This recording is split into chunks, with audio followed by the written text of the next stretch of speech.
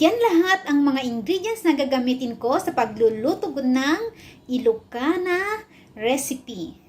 Tilapia, sibuyas, luya, patola, talong, sitaw, kamatis, at maglalagay ako ng malunggay, yung magic sarap na pampalasa natin, bagoong isda, cooking oil, at salt. Yan lahat guys, nahugasan ko na lahat yan at samahan nyo na lang akong mag-prepare at iprito muna natin yung tilapia mamaya bago tayo magluto ng dinengdeng. Unahin natin yung sibuyas. Cut lang natin siya into julienne.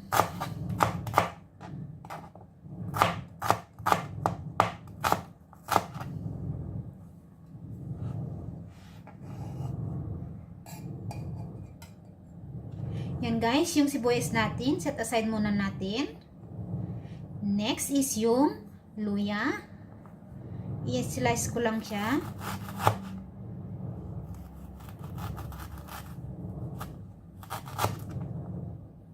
Yan guys, ni-slice ko lang siya into 3 pieces, ganyan. Set aside din natin.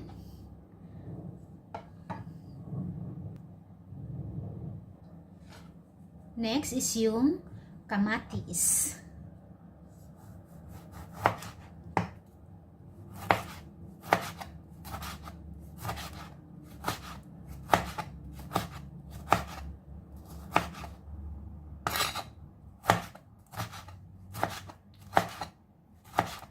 Napakasustansya ng kamatis na to guys. Ang ganda rin, maganda rin sa kutis to. Kaya madalas pag nagluto ako ng ulam, naglalagay talaga ako ng kamatis. Kasi paborito ko yan. Yan yung kamatis nating na-slice. Next is yung patola.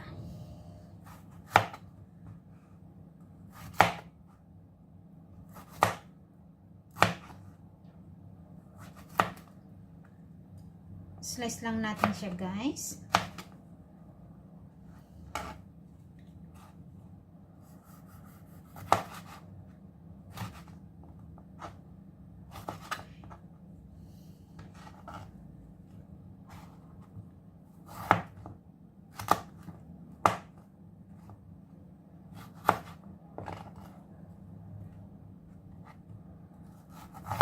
Itong ginamit kong gulay kasi masarap din to sa dinengdeng guys.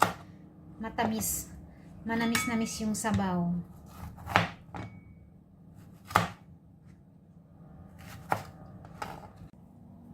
Next, yung talong.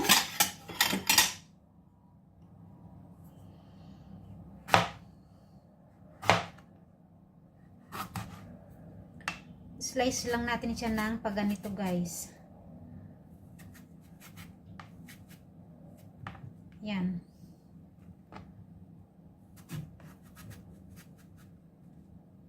Diba pag nasa abroad ka, diskarte lang guys kung natatakam ka sa pagkaing Pilipino.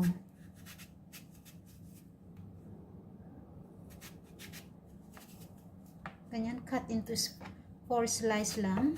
Huwag na pagkiwahiwalayin. Mabilis lang maluto yan.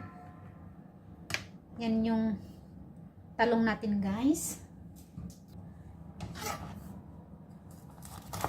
Ganyan lang kahaba guys.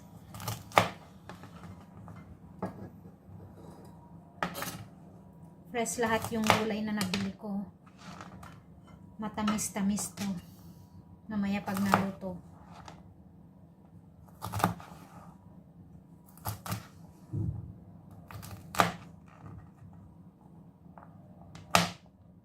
Yan yung sitaw natin.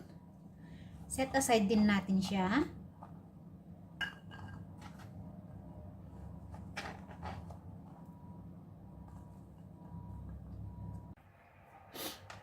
Next guys is yung tilapia. Iwain lang natin sa both side.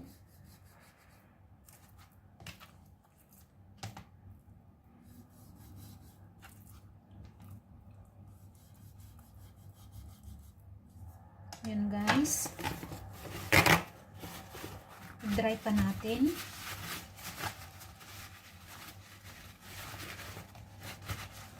Para hindi tatalsik mamaya sa mantika. Yung mantika niya. Then, i-rub natin siya ng asin.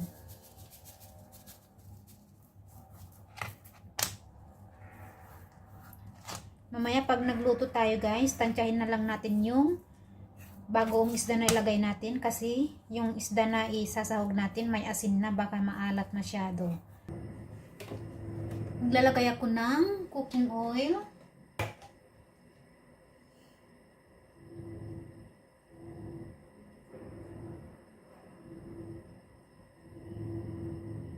I-deep fry natin guys para masarap yung pagkaluto.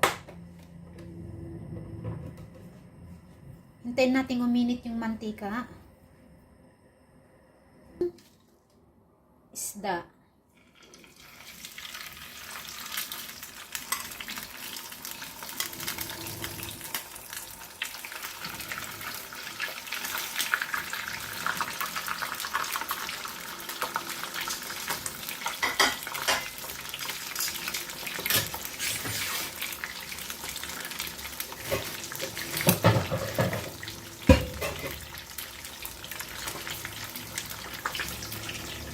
Takpan natin siya guys.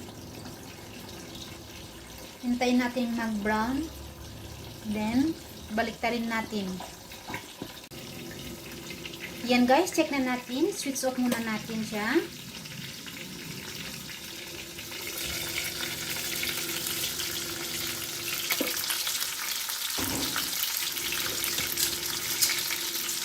Na-crispy na siya guys.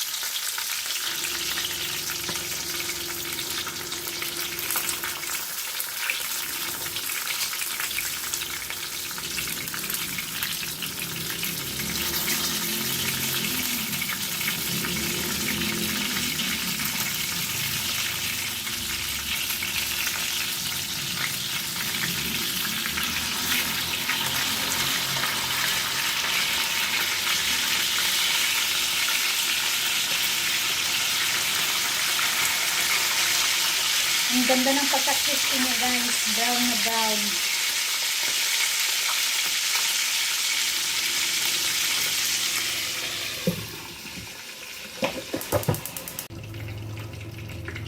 Switch off na natin guys. Okay na yan. At hanguin na natin.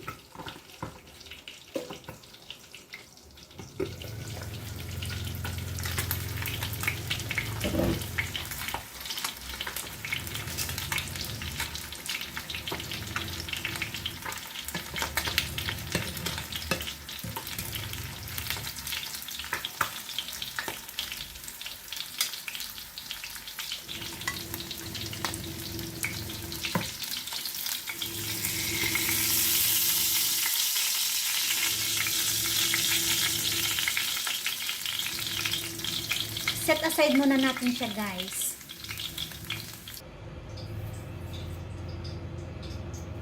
Pakulo muna natin yan guys. Then ilagay natin yung mga ingredients na iba. Takpan ko muna. Yan guys. Kumukulo na siya. Then ilagay na natin yung luya at sibuyas at yung kamatis. Iluto natin yan ng mga 3 minutes. Then lagay na natin yung bagoong at mga gulay. Bango. Lagay ko na yung bagoong. Konti lang guys.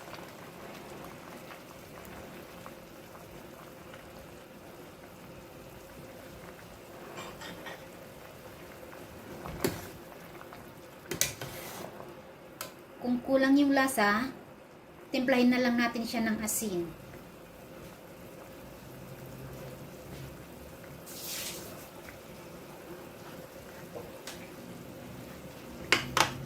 Ilagay ko na yung talong muna.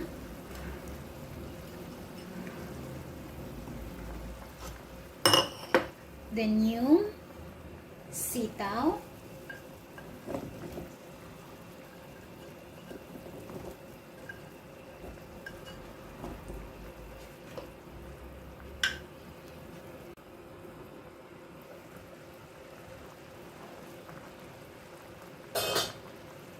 pwede na natin ilagay yung patola. Half cook lang yung mga gulay natin guys. Ayoko ng overcook. Another 3 minutes.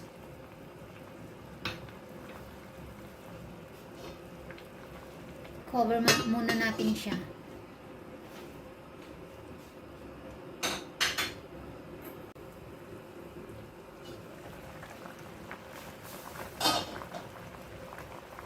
Pwede na natin ilagay yung malunggay. Then isunod na natin yung tilapia para maglasa yung sabaw.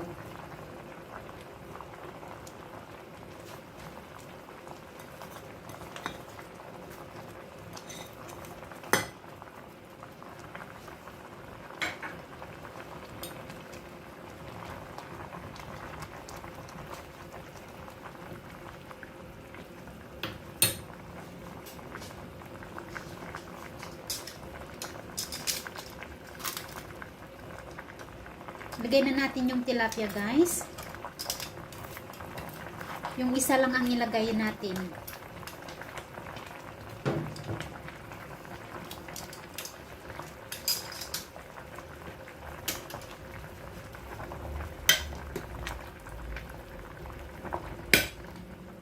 Ang sarap ng dinengdeng natin guys.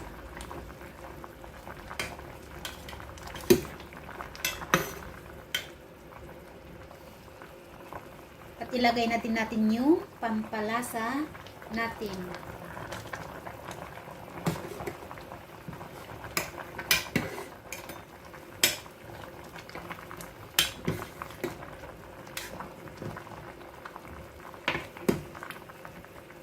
Ilubog natin mabuti yung tilapia para maglasa yung sabaw. Timplahin na natin guys.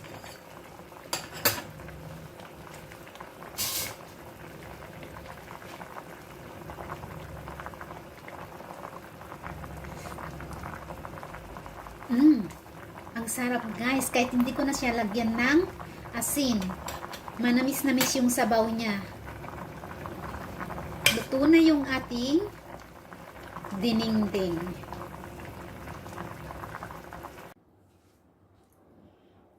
Yan guys, success ang pagkaluto ng ating napakasarap na dinengdeng ng mga Ilocano. Ang sarap niyan at mainit-init pa.